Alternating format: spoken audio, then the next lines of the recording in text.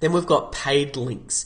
Now, paid links, as I talked about, Google doesn't like paid links, and they've gone out and openly said it. But there are two types of paid links. You've got the overt and the covert. The overt ones are the ones that go out and say, hey, we're selling links, and you don't want to get a link back from that website because that could be considered a bad thing in Google's eyes, because basically they've said, yep, we're selling links, and Google said, we don't like links. So that said, though, that's not to say that paid links are bad, because if you go for covert links where perhaps you approach a blog or someone that's bigger in your community or someone that has a very popular website and say, hey, if I give you $20 a month, $50 a month, can you link back to my website with the appropriate anchor text? Then that's definitely a good way to boost your website.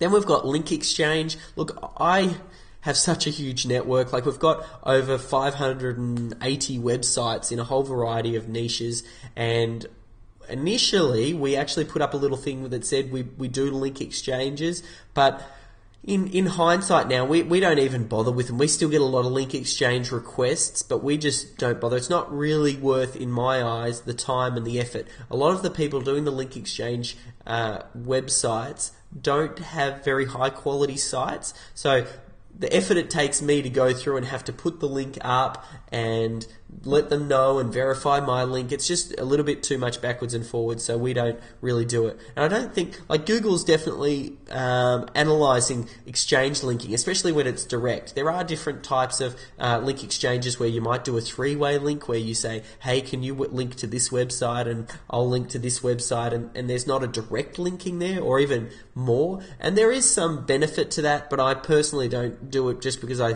know there's easier ways to build links through the manufactured way, and then if I'm going to put extra effort into it, then I'm going to go up for these natural links. And then finally, we've got the black hat, and for black hat, for those of you who don't know, you'll hear people throw around these terms. You've got white hat, black hat, and even grey hat. White hat are just considered SEO techniques that are squeaky clean. You'd be happy for Matt Cutts and Google to come and check out your website, and you'd be able to open your website with, not holding anything back and be very confident that you've done everything right. That's white hat. Then you've got grey hat, which are, I suppose, a little bit more on the cusp. There's plausible deniability, as in, if someone did see it, you could just go, hey, for whatever reason, I wasn't involved in building this particular link, or I'm not trying to game the search engine here. There's enough room for you to deny that you were trying to do anything dodgy, basically.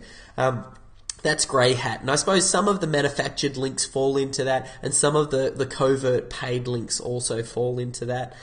That's grey hat. And then there's black hat. Black hat is pretty much just you're trying to game the search engines as best as you can. You don't care whose toes you tread on. You're just going to go out there and, be as aggressive in your link building and SEO as you can be. Now, I don't suggest that you do this. I have done this sort of stuff in the past, and a lot more of it was to do with testing purposes, because if you look at very competitive niches like credit cards, mortgages, gambling, porn, all those types of websites, a lot of them do engage in black hat stuff because it's a lot more competitive, but some of these tactics are short-lived. You can go down that route, but I wouldn't be doing it on your main money site or your primary website, because if that website gets de-indexed because Google obviously doesn't like the idea of black hat, then you're pretty much up shit creek without a paddle.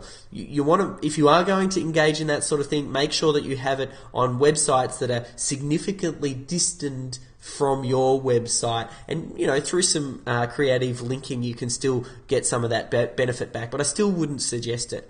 I'm talking about things like spamming, hopping on spamming different blogs, spamming video comments, just spamming in general. You know what spamming is? Basically unsolicited, going out there, mass marketing, trying to produce links. And also hacking is, I'd put this under black hat as well. A little while ago, we had one of my websites, System Trading Blog. Someone hacked it. It was a WordPress blog. They hacked it, got into the back end, and then managed to put a little bit of code that created effectively a a whole series of links, but pushed it just slightly out of frame. Like it moved it so you couldn't actually see it if you visually hit the website. But when Google spied the website, it would see these links and be passing links off to other people. So this was only a month or two ago we found out, because I'd been wondering what's going on. Like, System Trading Blog has got a huge number of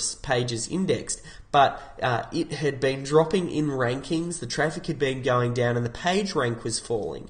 And we think it's because Google had spotted that we were trying to build links sneakily, because a lot of these links were hidden. Now, we didn't do it. It's someone had hacked into our website.